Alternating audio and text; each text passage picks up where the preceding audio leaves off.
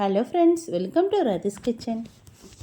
நான் உங்கள் ஏமா பேசுகிறேன். இன்றைக்கி நம்ம சேனலில் இந்த மழை காலத்துக்கு வீட்டில் இருக்கிற பொருளை வச்சு ரொம்ப சுலபமாகவும் ஹெல்த்தியாகவும் ஒரு ஈவினிங் ஸ்நாக்ஸ் ரெசிபி தான் பார்க்க போகிறோம்.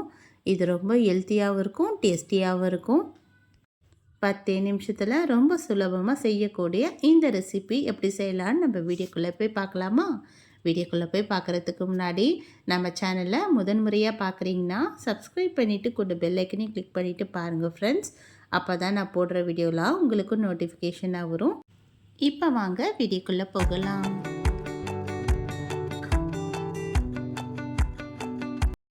ஃப்ரெண்ட்ஸ், இந்த ரெசிபி செய்கிறதுக்காக இப்போ ஒரு மிக்ஸி ஜார் எடுத்துக்கலாம். இதில் 3 தேங்காய் பதி இது போல் சின்ன சின்னதாக கட் பண்ணிவிட்டு முதல்ல இதை அரைச்சி எடுத்துக்கலாம். தேங்காய் பதியை இது போல் நம்ம அரைச்சதுக்கப்புறம் இது நல்லா திருகி வந்துடுச்சுல. இப்போ இந்த மிக்ஸி ஜார்லேயே 2 ஏலக்காய் சேர்த்துக்கலாம். இது கூடவே ஒரு வாழைப்பழம் சேர்த்துக்கலாம். வாழைப்பழம் எந்த வாழைப்பழமாக இருந்தாலும் பரவாயில்ல, பழம் சேர்த்துட்டு இது கூடவே இதுக்கு தேவையான அளவுக்கு வெல்லம் சேர்த்துக்கலாம். வெல்லத்துக்கு பதில் நாட்டு சக்கரை இருந்தால் கூட சேர்த்துடுங்க. சேர்த்துட்டு இதில் தண்ணி எதுவும் சேர்க்காம இந்த அளவுக்கு அரைச்சி எடுத்துக்கலாம். இதில் 1/4 ஸ்பூன் அளவுக்கு உப்பு சேர்த்துக்கலாம். சேர்த்துட்டு அது அப்படி இருக்கட்டும். இப்போ ஒரு மிக்சிங் பவுல் எடுத்துப்போம். இதில் நான் 2 கப் அளவுக்கு கோதுமை மாவு எடுத்துக்கிறேன். இப்போ கோதுமை மாவுலேயே கொஞ்சமாக தண்ணி சேர்த்து நம்ம நல்லா கலந்து கொடுக்கணும். இந்த தண்ணி கொஞ்சம் கொஞ்சமாக சேர்த்து இது போல் நல்லா கலந்து கொடுக்கணும். இப்போ இது போல் கொஞ்சம் கலந்து விட்டதுக்கப்புறம் நம்ம மிக்ஸி ஜாரில் அரைச்சி வச்சுருந்தோம்ல, அதை எடுத்து அப்படியே நம்ம இந்த மாவோடு சேர்த்துடணும். சேர்த்துட்டு இதையும் நல்லா கலந்து கொடுத்துடலாம். இப்போ இந்த மிக்ஸி ஜார்லேயே கொஞ்சமாக தண்ணி சேர்த்துட்டு அந்த தண்ணியோடவே இந்த மாவில் சேர்த்து இதையும் நல்லா கலந்து கொடுத்துக்கலாம்.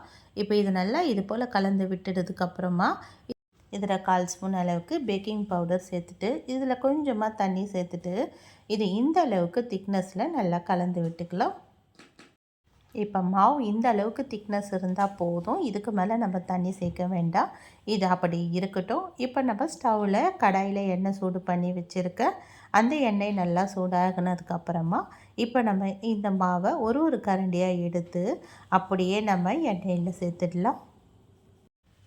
இது போல் ஒரு கரண்டி மாவையும் எடுத்து அப்படியே ஒரே பக்கமாக கொஞ்சம் கொஞ்சம் கேப் விட்டு இந்த மாவை சேர்த்துக்கலாம். ஸ்டவ் மீடியம் ஃப்ளேமில் மாற்றிட்டு இதை பொறுமையாக செவக்க வைக்கணும். அப்போ தான் இந்த மாவு நல்லா உள்ளெல்லாம் நல்லா வெந்து மேலே கிறிஸ்பியாகவும் உள்ளே நல்லா சாஃப்டாகவும் வெந்து வரும். மாவை சேர்த்துட்டு நல்லா ஒரு 2 நிமிஷம் ஆனதுக்கப்புறமா இது போல் பொறுமையாக திருப்பி போடலாம். மாவு சேர்த்த உடனே திருப்பி போட்டுட்டோன்னா அப்புறம் ஒட்ட ஆரம்பிச்சிடும். இது நல்லா பொறுமையாக மீடியம் ஃப்ளேம்லேயே நல்லா செவக்க வைக்கலாம். இது நல்லா இந்த அளவுக்கு செவந்து வந்ததுக்கப்புறமா நம்ம அப்படியே எடுத்து ஒரு பிளேட்டில் மாற்றிக்கலாம். எவ்வளோ சுலபமாக இந்த மழை காலத்துக்கு ஈவினிங் ஸ்நாக்ஸ் ரெடி பண்ணிட்டோம் பாருங்கள் ஃப்ரெண்ட்ஸ். கண்டிப்பாக நீங்களும் ட்ரை பண்ணி பாருங்கள். ட்ரை பண்ணிவிட்டு எப்படி இருக்குன்னு எனக்கு மறக்காமல் கமெண்ட் பண்ணுங்கள். இந்த வீடியோ பிடிச்சிருந்தால் லைக் பண்ணுங்கள். மறக்காமல் நம்ம ரதிஸ் கிச்சனை சப்ஸ்கிரைப் பண்ணிவிடுங்க. தேங்க்யூ.